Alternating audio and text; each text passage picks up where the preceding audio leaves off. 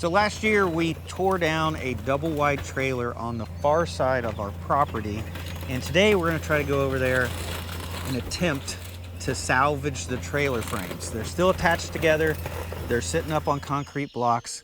We're going to see what we can do to salvage both of the frames, because we're going to try to use at least one of them, and hopefully it can make a bridge across the pond right here. But before we do that, I need to get the pellet grill going because we're going to be cooking a pork shoulder today.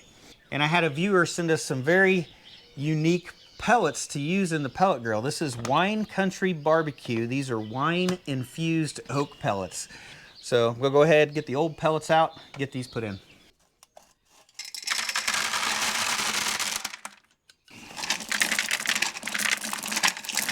Well, they don't just fall out very easily.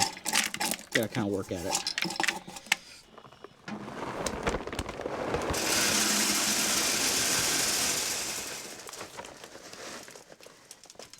There it is, one whole bag, fills her up. So the wood pellets do have a darker color to them, and there's just a slight scent of wine to them as well. You can smell that it's different. So here's the pork butt. We actually cut the side of this off so that we can make something else. And it's just got salt, pepper, and garlic, just a simple rub so that we can see how the wood pellets actually taste. See what that smoke flavor does to it. So the portion we cut off, we ended up cutting into, I don't know, 2-3 inch wide strips. These are going to be like a country style rib. Never tried this before, but we're going to put these in here and cook them as well. So these should be done quicker. This should be lunch, and the shoulder should be supper. So see how this goes.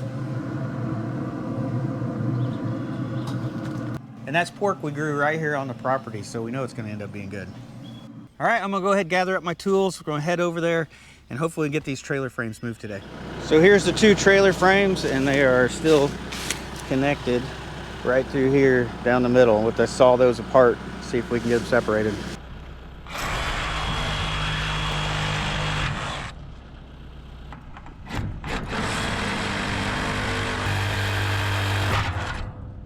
All right, they're cut apart. I'm gonna go ahead and measure them. I wanna see how long they are. 44 feet long. All right, I've got one side lifted up with the pallet forks on the tractor. I'm gonna go ahead and see if I can stack some blocks under this, get it a little bit higher up.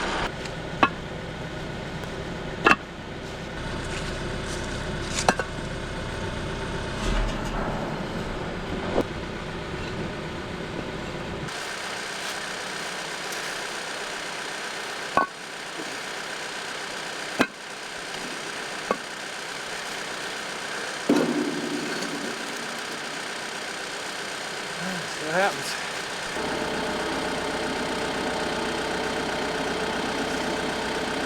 All right, this probably ain't very smart, but I'm gonna try to push on this end now to raise that end. It's too soft to drive back there.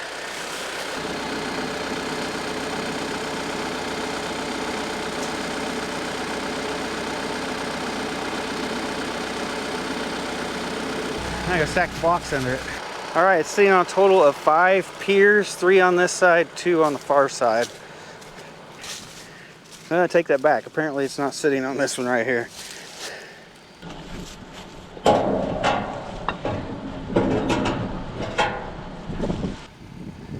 All right, there we go. It's sitting on that pier.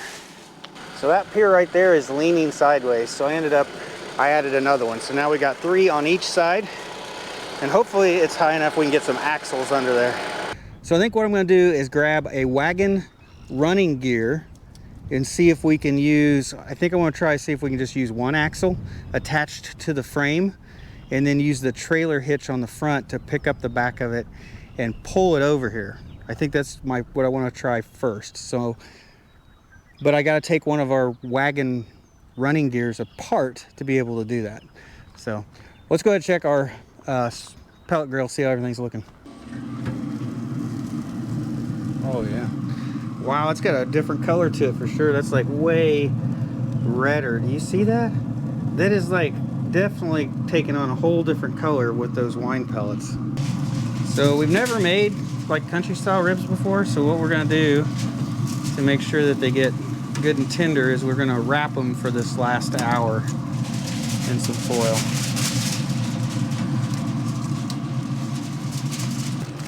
Got a big aluminum foil packet.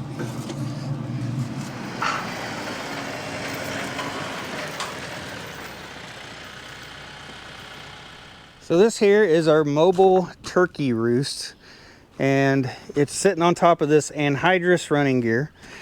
And what I want to do is it's got, I think, just 4 bolts in it. We're going to take out the 4 bolts and lift off the roost and see if we can take off the rear axle to put on the trailer frame.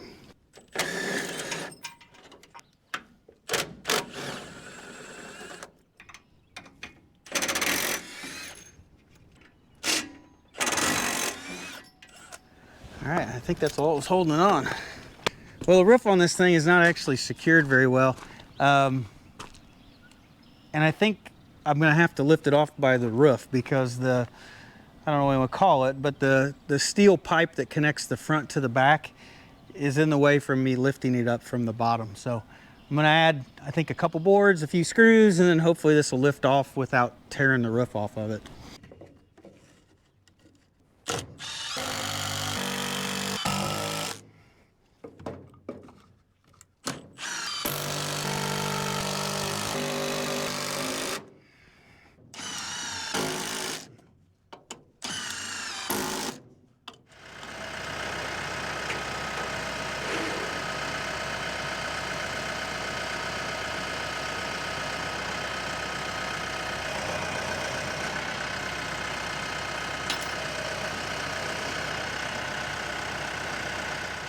All right, now you can see the wagon frame, and you can see there's like a 2-inch piece of pipe that connects the front axle and the rear axle, and you can put longer pieces in there and make these as long or short as you like. So what I'm gonna do is, they've obviously welded it in here. I'm gonna see if I can cut this weld and see if I can get this back axle separated, and then maybe we can bolt it to that trailer.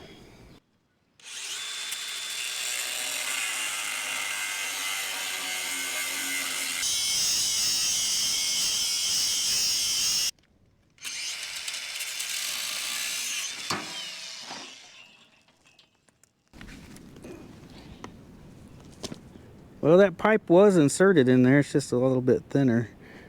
And I cut through both of them. I was hoping not to, but I did. Now, we need to modify this to where it's tall enough. We're gonna have to add some like thickness on here, I think, so that it's taller than the tires, so that it'll attach to that trailer frame and that the tires don't rub. But this whole time, I keep smelling the pellet grill, and that pork smells amazing. So I think I'm gonna stop for lunch and try out those country style ribs and see how those are. Man, look at the color on that. That is unique for sure.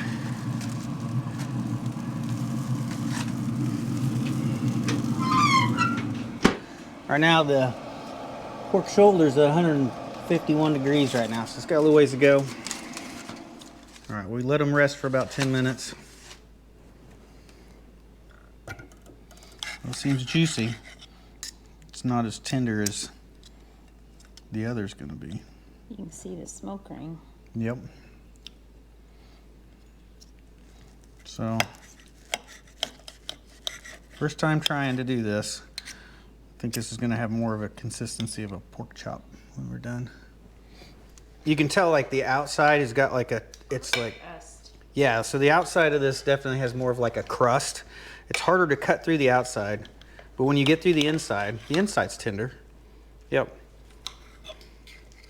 Taking a bite without any barbecue sauce just to see how it tastes. It's got a good smoky flavor, but like Rebecca was saying, it's almost like not seasoned. Like it needs more salt just because we very lightly seasoned it. So we'll get out some barbecue sauce and we'll eat this up. All right, as a last bite, I ate 2 of them. Filled me up. All right, I got a couple pieces of 4x6 cribbing. I'm hoping this will be tall enough.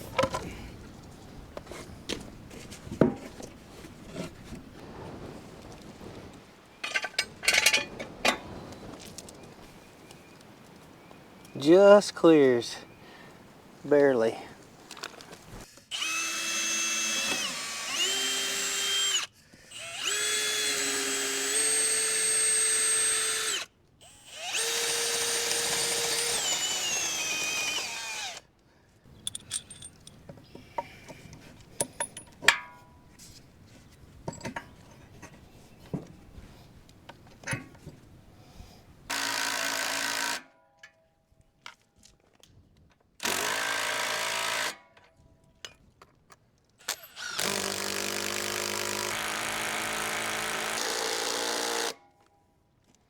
All right, I got version 1.0 put together of the axle.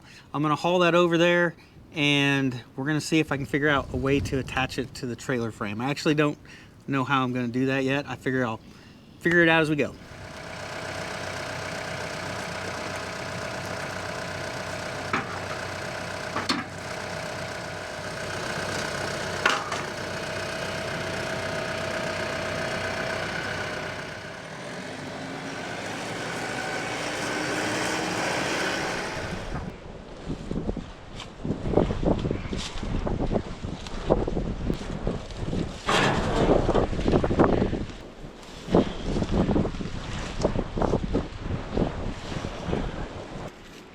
All right, I got it underneath the trailer. Now the trick is getting it attached. Well, I found this in the barn left over from our log home build. This is a 6x6 pine timber here. This is one of the porch posts for the house. So I'm gonna attach this to the trailer frame and then I'm gonna try to attach the axle to this. I think I've got it planned out exactly how I wanna do it. Hopefully this works.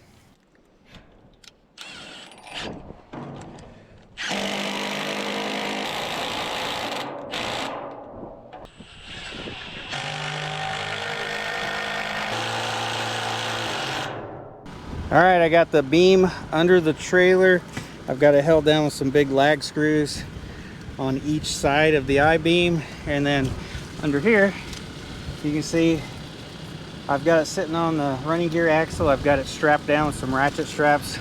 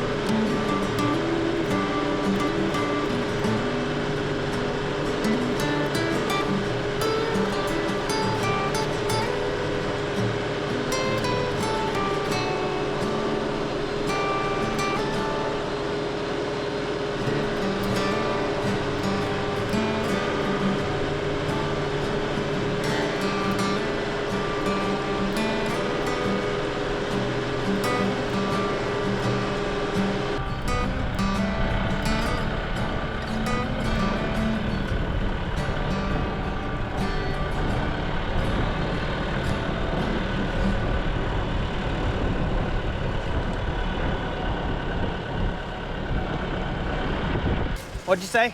We have that stack of concrete blocks if you want to put any under the tongue or... Yeah, I need to find something to stack underneath it and then I think we can park it here. At least it's out of the way. It's not, we probably won't put it as a bridge until summertime, but we're gonna park it up here for now and it won't be like right in our way in the yard next to the house.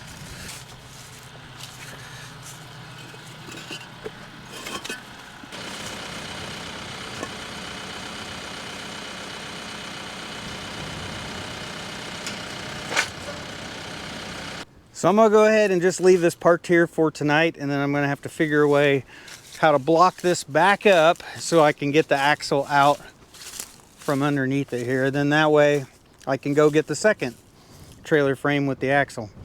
But man, it's sticking up in the air like 4 feet in the back here. So when they tore this trailer down, you can tell they've tore up some of these, you know, the metal on here. It's all bent up a little bit. So the main part is, you know, that the I-beam's going this way. They're still straight. It's just the cross members that are bent up. So hopefully, you know, we can try to bend these back, or at least good enough where we can get a wooden floor on here to have a bridge. And with this being 44 feet long, more than likely I only need about 30. So I'll be able to probably cut off the back half, and that's where it's bent the most. So I'm surprised we actually got the trailer frame moved today. I figured I'd spend most of my day trying to figure out how to move it and then kind of building something to move it. So everything went a lot smoother than what I thought it would go. And this is one of those things I wanted to do before we fenced in this 12 acres because I wanted to pull it, you know, move it through that front field. That way I didn't have to take any tight corners with it because it does not turn tight at all. So it was a lot easier to just take it through the field than try to take it down the road. So everything worked out, I think, fairly well today. I did end up, I don't know if you can see that, I don't know if it'll show up on camera. I hit myself getting in and kind of around that. I scraped my face on one of those little wings that sit off to the side, and I did that actually more than once. I'm actually scratched up on my shoulder and arm as well. I think I ended up doing it like 3 times. You'd think I'd learn. The last one was the one on the side of the face, or right next to my ear. But other than that, I think everything went pretty good. So pretty happy with today's results. Let's go ahead and take a look at our pork shoulder. It's 185 degrees. Oh man, look at that. That is a very dark, almost caramelized outside. It's starting to pull away from the bone as well, but definitely those wine infused pellets have, you can tell that wine's in there because it's definitely making kind of like a wine bark. It's not really wine, but I mean it's kind of making a different bark on the outside. Remember, we didn't really put it's not rubbed down with a bunch of seasoning. We will coat it all probably, you know, in barbecue sauce when we end up eating it, but that is definitely a unique look as it cooks. And we've got another maybe 5 degrees or so to go, and hopefully it will be pull apart ready. Well, go ahead and switch this back over to a bale spear.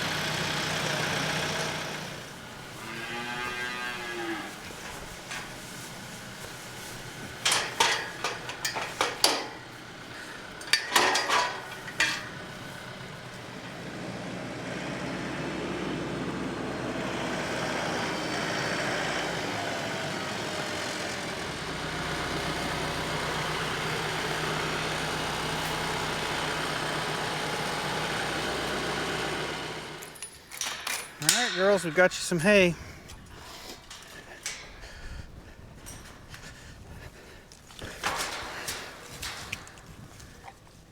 Looks like they want you instead.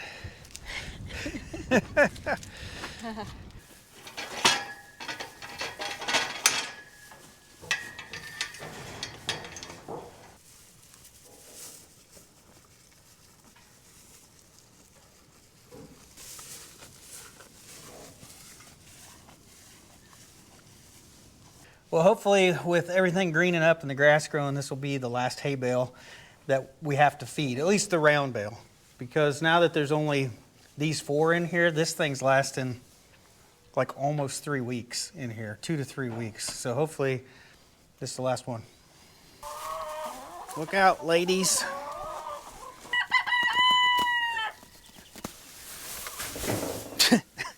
Didn't quite get that one fast enough. That one can go inside and the hay feeder inside. Yeah, I can do that.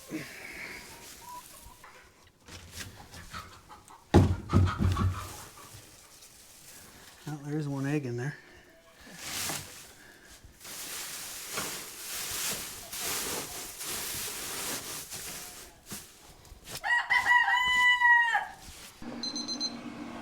we're at 190 degrees. It's been smoking for 10 hours probably.